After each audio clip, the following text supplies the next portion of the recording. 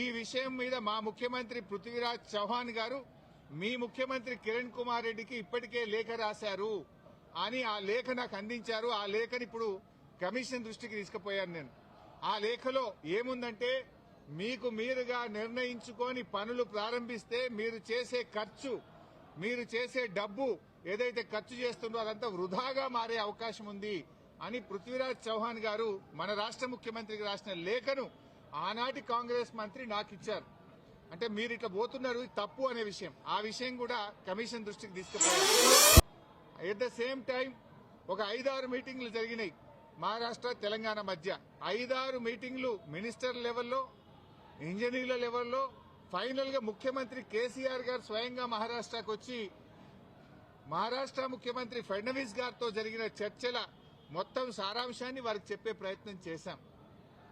ఎందుకంటే అనేక ప్రయత్నాలు చేశాం. మహారాష్ట్రలో కాంగ్రెస్ ప్రభుత్వంపై బీజేపీ ప్రభుత్వం వచ్చింది. అప్పుడు గిరీష్ మహాజన్ గారు నీటిపారుదల శాఖ మంత్రిగా ఉంటే 2015 జనవరిలో నేను వెళ్లి గిరీష్ మహాజన్ గారిని కూడా మీరు ఎంత నష్టపరిహారం అడిగినా ఇస్తాము, దయచేసి మాకు ఉద్యమాల్లో నుంచి వచ్చిన ప్రభుత్వం, నీళ్ల కోసమే తెలంగాణ ఉద్యమం జరిగింది, నీళ్లే మాకు జీవాధారం, మాకు తమ్మిడిహట్టి దగ్గర అనుమతించండి అని గిరీష్ మహాజన్ గారిని కూడా కోరాం. ఆయన కూడా ససేమిరా అన్నారు.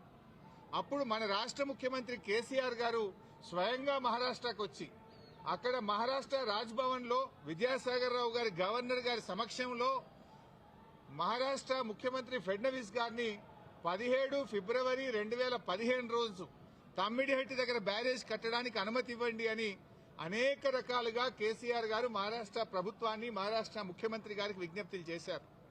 అయినా వారు ససేమిరా అన్నారు. ఫడ్నవీస్ గారు మాట్లాడుతూ, మాకంటే ముందు 7 ఏళ్లు కాంగ్రెస్ ప్రభుత్వం ఉండే, 7 ఏళ్లు కాంగ్రెస్ ప్రభుత్వం తమ్మిడిహట్టి దగ్గర ఒప్పుకోనప్పుడు ఇవాళ నేను బీజేపీ గవర్నమెంట్, ఆ రోజు తమ్మిడిహట్టి దగ్గర కట్టొద్దని నేనే ధర్నాలు చేసినా, పోరాటాలు చేసినా, ఇవాళ నేనెట్లా ఒప్పుకుంటా, రాజకీయంగా అది ఎట్లా సాధ్యమైతుంది, ఒప్పుకునే ప్రశ్నే లేదని ఆ రోజు కరాఖండిగా మహారాష్ట్ర ముఖ్యమంత్రి గారు కేసీఆర్ గారికి చెప్పారు.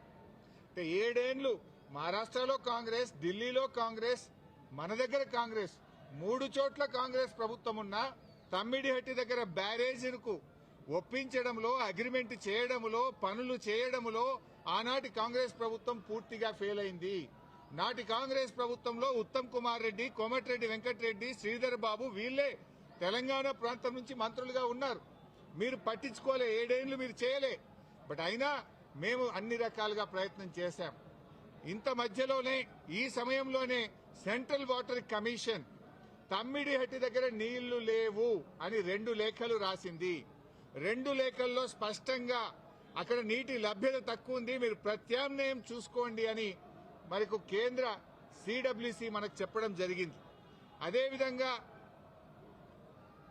అదే సిడబ్ల్యూసి మీరు కట్టిన రిజర్వాయర్లు తక్కువ ఉన్నాయి, రిజర్వాయర్ల సంఖ్య పెంచుకోండి అని కూడా చెప్పింది. ఇవన్నీ లెటర్లు కూడా ఈరోజు కమిషన్కి ఇచ్చాం. సిడబ్ల్యూసి నుంచి వచ్చిన 3 లేఖలు ఈరోజు కమిషన్కి ఇచ్చాం. అప్పుడు కూడా కేసీఆర్ గారు ఒకవైపు మహారాష్ట్ర ఒప్పుకోవడం లేదు, రెండవ వైపు నీళ్లే లేవు. ఈ పరిస్థితుల్లో ఏం చేయాలని కేంద్ర ప్రభుత్వ సంస్థ వ్యాప్కోస్ కు కేసీఆర్ గారు మరి ఏం చేయాలో ప్రత్యామ్నాయం సూచించండి అని వ్యాప్కోస్ కు మేము ఇవ్వడం జరిగింది. వ్యాప్కోస్ ఎవరో అల్లాటప్ప సంస్థ కాదు, అది సిడబ్ల్యూసీలో అంతర్భాగము, కేంద్ర జలవనరుల శాఖలో అంతర్భాగము. ఆ వ్యాప్కోస్ కి ఇస్తే వ్యాప్కోస్ లైడార్ సర్వే చేసి డీటెయిల్డ్ గా ఎగ్జామిన్ చేసి మాకు మేడిగడ్డ దగ్గర నీటి లభ్యత ఉంటది, అక్కడ ప్రాజెక్టు కట్టుకోండి అని వ్యాప్కోస్ అనే సంస్థ చెప్పింది. ఆ వివరాలు కూడా కమిషన్ కి అందించాం. సో వ్యాప్కోస్ నివేదిక మేరకు, సెంట్రల్ వాటర్ కమిషన్ సూచనల మేరకు మహారాష్ట్ర ఒప్పుకోకపోవడం వల్ల మన ఇంజనీర్ల రికమెండేషన్ మేరకు ఆనాడు రాష్ట్ర ప్రభుత్వం నీళ్లు లేని చోట నుంచి నీళ్లున్న చోటకు మేడిగడ్డ ప్రాజెక్టుకు రూపకల్పన చేశాం. మీరు ఆనాడు నీళ్లు లేని చోట ప్రాజెక్టు ఇరికిచ్చే ప్రయత్నం చేసినారు. 7 ఏళ్లలో మహారాష్ట్రాన్ని ఒప్పించలేకపోయారు. అక్కడ వైల్డ్ లైఫ్ ప్రాజెక్టు కూడా ఉంది, చాప్రాల్ అనే వైల్డ్ లైఫ్ ప్రాజెక్టు కూడా తమ్మిడిహట్టి దగ్గర ఉంది. వైల్డ్ లైఫ్ ప్రాజెక్టుకి అనుమతి రావాలంటే 10 ఏళ్లు అవుతుంది. మరి పోరాటాల నుంచి నీళ్ల కోసం ఉద్యమించిన తెలంగాణ ప్రభుత్వం నీళ్ల కోసం మేము వ్యాప్కోస్ యొక్క ఆలోచన మేరకు సూచనల మేరకు నీళ్లు లేని చోట మీరు ప్రాజెక్టు ప్రతిపాదిస్తే నీళ్లు ఉన్న చోటికి మార్చడం జరిగింది.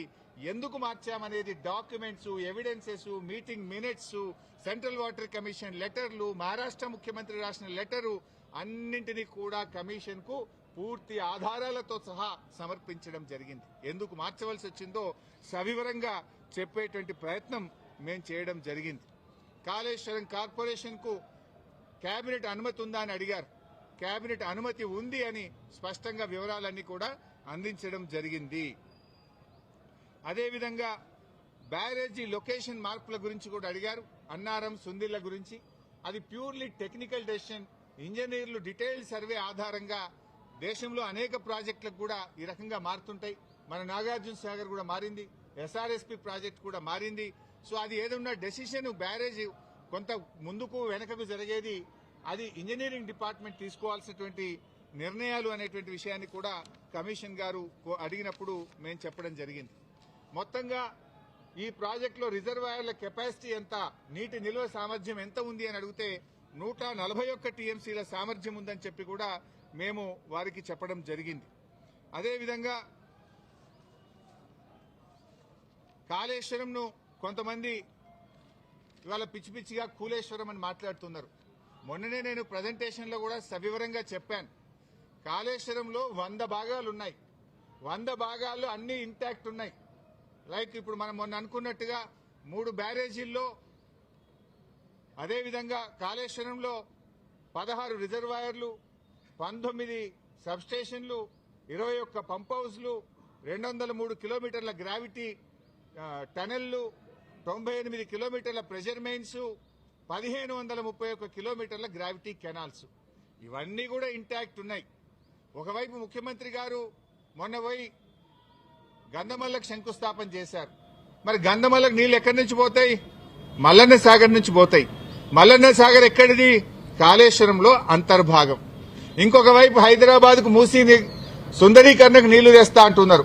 ఎక్కడి నుంచి తెస్తా అంటున్నారు? మూసీకి హైదరాబాద్ కు 30 టీఎంసీల నీళ్లు తెస్తామంటున్నారు. మల్లన్న సాగర్ నుంచి తెస్తామంటున్నారు. మల్లన్న సాగర్ ఎక్కడిది? కాళేశ్వరంలో అంతర్భాగం. అంటే ఇంత స్పష్టంగా ఒకవైపు ప్రభుత్వమే కాళేశ్వరం మీద ఆధారపడి హైదరాబాద్ కు 30 టీఎంసీల నీళ్లు తేవడానికి టెండర్లు పిలుస్తుంది. ఇంకొక వైపు మల్లన్న సాగర్ మీద ఆధారపడ్డ గంధమల్లకు టెండర్లు పిలిచి ముఖ్యమంత్రి శంకుస్థాపన చేస్తారు. ఇంకొక వైపు కాళేశ్వరం కూలింది, కుప్పగూలింది, కాళేశ్వరం లేదు అంటారు. అంటే ఇవాళ ప్రభుత్వం డొల్లతనం పూర్తిగా బయటపడ్డది. ఎప్పటికైనా కాళేశ్వరమే తెలంగాణకు లైఫ్ లైన్, జీవధార అనేది ఇవాళ ప్రజలకు స్పష్టమైంది. కమిషన్ ముందు కూడా చాలా వివరంగా అన్ని కూడా మేము ఏది నోటి మాటగా చెప్పలే, విత్ డాక్యుమెంటరీ ఎవిడెన్స్, సాక్ష్యాధారాలతో సహా గత ప్రభుత్వంలో తీసుకున్న నిర్ణయాలు, సిడబ్ల్యూసీ రిపోర్ట్లు, వ్యాప్కోస్ రిపోర్ట్లు, కేబినెట్ నిర్ణయాలు అన్ని కూడా ఆధారాలతో సహా కమిషన్ కోరిన విధంగా మేము సబ్మిట్ చేయడం జరిగింది. See, today no questions, all political questions I will answer tomorrow in Telangana Bhavan.